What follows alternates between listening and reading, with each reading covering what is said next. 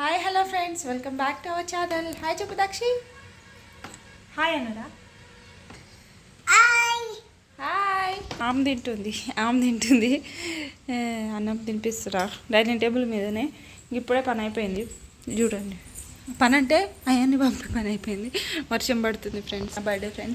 Birthday రోజు ఎప్పుడైనా వర్షం పడుతూనే ఉంటుంది. నిన్న దాకా వర్షం లేదు, ఇవాళ చూడండి ఎట్లా వర్షం పడుతుంది.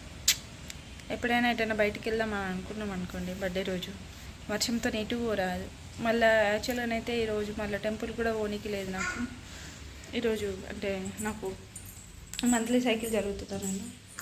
హాయ్ అమ్మకి హ్యాపీ బర్త్డే చెప్పు. హ్యాపీ బర్త్డే చెప్పు. క్లాప్స్ కొట్టు. హ్యాపీ బర్త్డే క్లాప్స్ కొట్టు. కొట్టు క్లాప్స్. హ్యాపీ బర్త్డే అమ్మ. క్లాప్స్ కొట్టు. కొట్టురా. ఒక డ్రెస్ కూడా కొనుక్కోలేదు ఫ్రెండ్స్ ఈసారి అయితే.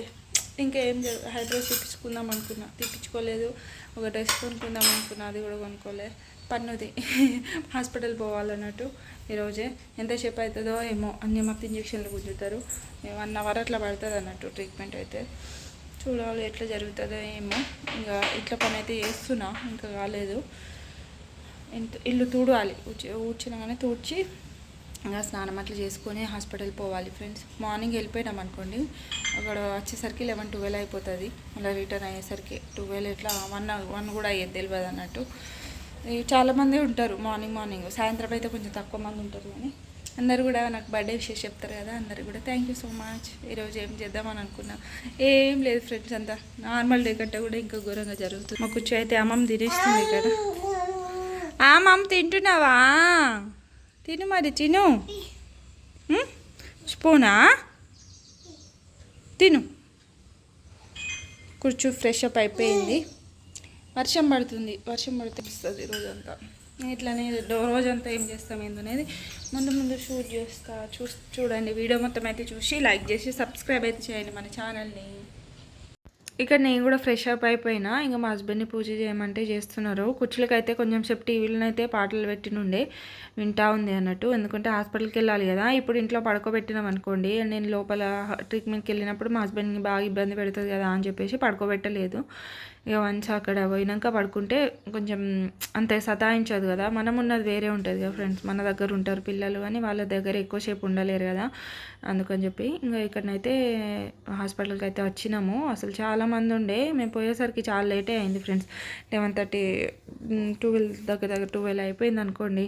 ఇక అంతా అయిపోయింది అన్నట్టు. హాస్పిటల్లో చూపించుకొచ్చినాము. క్యాప్ పెట్టాలి కదా, దాంట్లో మొత్తం క్లీనింగ్ అయితే అయిపోయింది.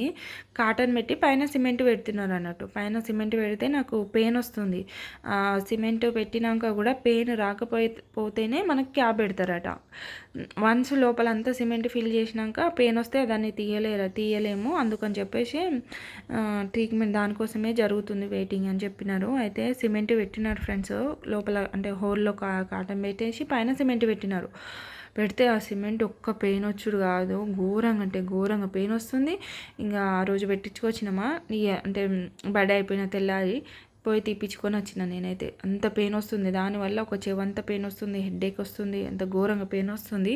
ఇంకా అంటే లోపల టీత్ లోపల ఏమైనా ఇన్ఫెక్షన్ ఉందనుకోండి, అట్లా పెయిన్ వస్తుందట. అది ఆ ఇన్ఫెక్షన్ మొత్తం తగ్గినాకనే క్యాప్ ట్రీట్మెంట్ చేస్తారట. ఇంకా అట్లా అయింది అన్నట్టు. ఇక్కడైతే డ్రెస్ కూడా తీసుకోలేదు కదా, మనకు కొందామని అట్లా చూసినాము. కాకపోతే అప్పటికి బాగా లేట్ అయింది. అందులో డ్రెస్సెస్ ఏమో బాగాలేకుండే. అందుకని చెప్పి మళ్ళీ రిటర్న్ ఇంటికి వచ్చేసి ఇంకా ఇక్కడ వంటనైతే చేస్తున్నా. కొంచెం సేపు రెస్ట్ తీసుకొని. ఇట్లా ఏం తీసుకోలేదు ఫ్రెండ్స్. నేనైతే ఫుల్ డిసప్పాయింట్ అయితే అంత ఆగం అవుతుంది. అసలు ఏం మనసులో పడతలే అన్నట్టు. కొంచెమే చేస్తున్నా. చికెన్ పులావ్ అయితే ఆఫ్టర్నూన్ రైస్ వండినాము. హాస్పిటల్కి పోయినాం కదా, అసలు తిననే లేదు. ఆడనే మేము మార్నింగ్ ఎప్పుడో పోతే 3 అయింది వచ్చేసరికి. అసలు డ్రెస్ కొందామని చెప్పి పోయినాము. అలా డ్రెస్సులు ఏం మంచిగా లేకుండే. మళ్ళీ రిటర్న్ వచ్చేసినాం ఇంటికి. ఇక కొనలే. ఇక అట్లా అయిపోతుంది. ఇక మధ్యాహ్నం కర్రీ అయితే ఏం వండలే కదా. ఇక డైరెక్ట్ చికెన్ అయితే తీసుకొచ్చినుండే అన్నట్టు. ఇంకా అదే కర్రీ చేస్తున్నా. పాపనైతే పడుకుంది ఈరోజు. తనకు కూడా సరిగ్గా నిద్ర లేదు, ఏడుస్తుంది కూర్చులో అయితే. అంతే ఫ్రెండ్స్. ఇక ఫ్రైడ్ ఆనియన్స్ కోసం అయితే ఫస్ట్ ఆనియన్స్ అయితే ఫ్రై చేసుకొని తర్వాత మళ్ళీ సపరేట్గా ఇవన్నీ వేసి పులావ్ అయితే ఎక్కిస్తాను నాకు. లాస్ట్కి దమ్ అంటే మనం రైస్ వేసేసి కొంచెం సేపు లాస్ట్కి దమ్ పెట్టేటప్పుడు ఈ ఫ్రైడ్ ఆనియన్స్ పైన పెట్టేసి దమ్ పెట్టేస్తే మనకి బిర్యానీ ఫ్లేవర్ లాగానే వస్తుంది అన్నట్టు. అందుకని చెప్పేసి ఇప్పుడు ఫ్రై చేసేసుకుంటున్నాం. ఫ్రైడ్ ఆనియన్స్ ఇప్పుడైతే పులావ్ ఎక్కిస్తున్నాయి. ఇక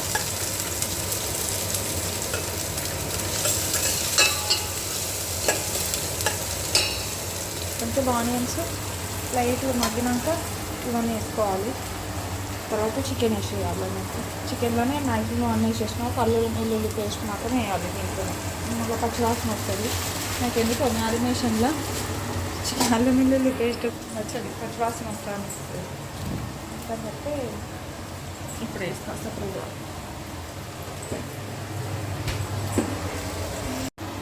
పులావ్ని అయితే చేస్తున్నాను ఇక్కడనైతే.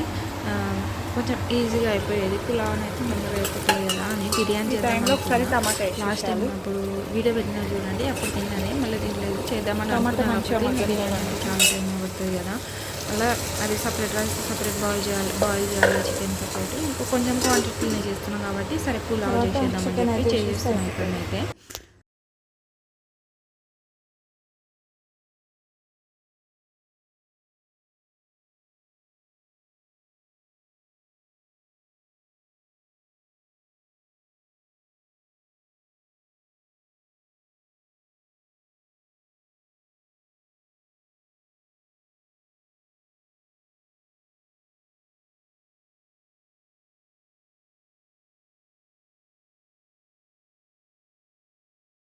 తందూరి చికెన్ అయితే చేసిన ఫ్రెండ్స్ బాగానే వచ్చింది. టేస్ట్ అయితే బాగానే ఉంది. ఫస్ట్ టైం ట్రై చేసిన. ఇంకా మసాలాస్ అన్నీ లేకుండే. తందూరి మసాలా కావాలి అట, దానికి ఆమ్చూర్ పౌడర్ కావాలని ఏమేమో ఉండే. ఇక నా దగ్గర ఉన్న వాటితో చేసిన.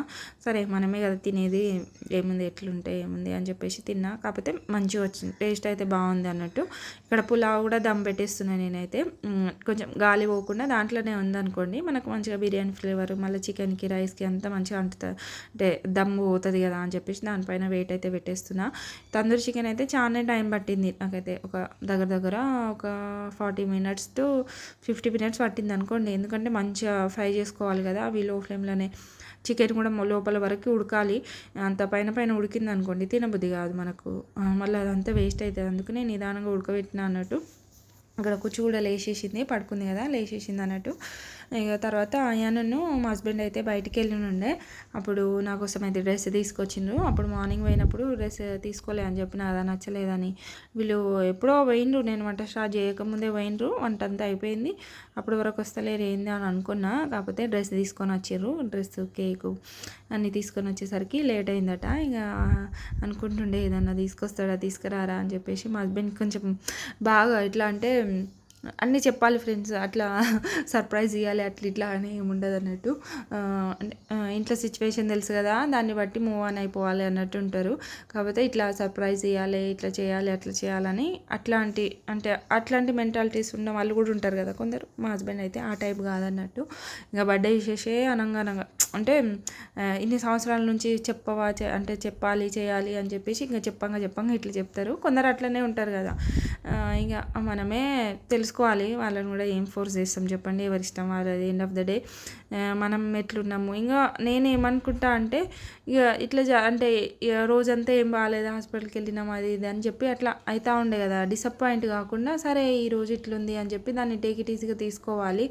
అదే మనసులో పెట్టుకొని అరే ఇట్లా లేదు అట్లా లేదంటే ఆ రోజంతా అట్లనే అయిపోతుంది. అందుకని చెప్పి ఉన్న దాంతోనే సాటిస్ఫై అవ్వడం నేర్చుకోవాలన్నట్టు. ఇంకా వేరే వాళ్ళు అది చేస్తున్నారు ఇది చేస్తున్నారు మనం కూడా చేయాలంటే కాదు కదా ఫ్రెండ్స్. మన దగ్గర ఉన్నది మన దగ్గర ఉంటుంది, వాళ్ళ దగ్గర ఉన్నది వాళ్ళ దగ్గర ఉంటుంది, అంతే కదా. ఇక్కడ ఉన్న దాంట్లో హ్యాపీగా ఉండడం అనేది మ్యాటర్ అన్నట్టు. ఇక్కడనైతే కేక్ అయితే కట్ చేస్తున్నాము. మా హస్బెండ్ మాకు వీడియోలు తీయడానికి తంటాలు పడుతున్నారు. ఒక ఫోన్ ఏమో ట్రైపాడ్లో పెట్టి ఇంకో ఫోన్లోనేమో షార్ట్ వీడియో తీయమని అంటున్నా.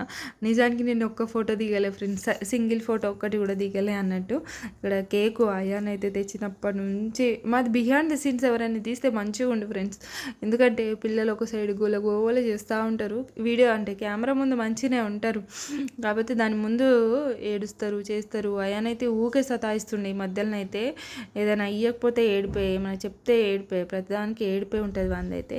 ఇక అట్లా పిల్లలు కొంచెం వాళ్ళ ఏజ్ కొంచెం చిన్నదే కదా, ఒక్కొక్క ఇయర్కి ఒక్కొక్క మూడ్ స్వింగ్స్ అట్లా వస్తూ ఉంటాయట, టాండ్రమ్స్ ఉంటాయి అని అంటారు కదా, అట్లా అన్నట్టు కుచ్చులు కూడా ఏమైనా ఇవ్వకపోతే ఇంకా ఏడుచుడు స్టార్ట్ చేస్తుంది. ఏమైనా ఇప్పుడు ఏదైనా ఆడుకోవచ్చు, నైఫ్ తీసుకున్నది అనుకోండి, అది దాని దగ్గర నుంచి గుంజుకున్నాం అనుకోండి, ఏడవడం స్టార్ట్ చేసేస్తుంది. అట్లా అన్నట్టు ఏదైనా అది ఆడుకొని వస్తువు దానికి ముట్టుకున్నవే అది వద్దే అని అన్నా కూడా ఏడవడం స్టార్ట్ చేసేస్తుంది. అట్లుంది కుచ్చులతోనైతే. ఇంకనైతే షార్ట్ వీడియో ఆల్రెడీ చూసి ఉంటారు. చాక్లెట్ అయితే ఇచ్చిండు అయాన్ అయితే నా కోసం తీసుకొచ్చి, ఆ చాక్లెట్ తిందామని చింపేసిండు కూడా, అది కూడా మీకు కనిపిస్తుంది కావచ్చు, నేను తినేస్తా దీన్ని అని చెప్పేసి చింపేసిండు. తర్వాత వాళ్ళ డాడీ ఉండి ఆపిండు అన్నట్టు, నీకు కాదురా ఇది మమ్మీకి తీసుకొచ్చినాం కదా, నువ్వు మమ్మీకి ఇస్తా అని చెప్పినావు కదా, అది ఇది అని చెప్తే ఇంకా దాని తర్వాత కనీసం ఆ కేక్ కట్ చేసేదాకన్నా ఆగిండు, ఏమి ఇవ్వలేదు. తర్వాత గ్యాంబ్లింగ్ చేసి ఒక పీస్ కేక్ ఇచ్చి ఆ చాక్లెట్ పోయి ఫ్రిడ్జ్లో దాపెట్టినాం అన్నట్టు. ఎందుకంటే ఆ చాక్లెట్ అంతా మేము అంటే ఒక్కటేసారి ఏదైనా కూడా ఇయ్యం ఫ్రెండ్స్, మేమైతే కొంచెం కొంచెం ఇస్తూ ఉంటాం, ఒక పీస్ ఒక బైట్ అట్లా ఇస్తూ ఉంటాం అన్నట్టు. కేక్ అయితే అయాన్కి కొంచెం ఇచ్చేసిన తర్వాత కింద మా రెంట్ వాళ్ళు ఉంటారు కదా, వాళ్ళకైతే కొంచెం ఇచ్చినాము. ఇచ్చిన తర్వాత కేక్ అంతా దాచిపెట్టేసింది మా హస్బెండ్ అయితే. ఇక అయాన్ పడుకునే టైంలో మేము తినేసినాము, క్రీమ్ అంతా తీసేసి. మళ్ళీ ఉన్నదనుకోండి అది అయిపోయేదాకా ఇడిచిపెట్టాడు, మళ్ళీ ఏడుస్తాడు, అసలే వర్షం పడుతుంది అందుకని చెప్పేసి ఇక మేము దాచిపెట్టేసినాం అన్నట్టు. పిల్లలకు అనవసరమైన ఫుడ్ మేము అస్సలకే పెట్టాం ఫ్రెండ్స్, మీరు అస్సలు అనుకోకండి అట్లా. ఇక్కడనైతే తినేసి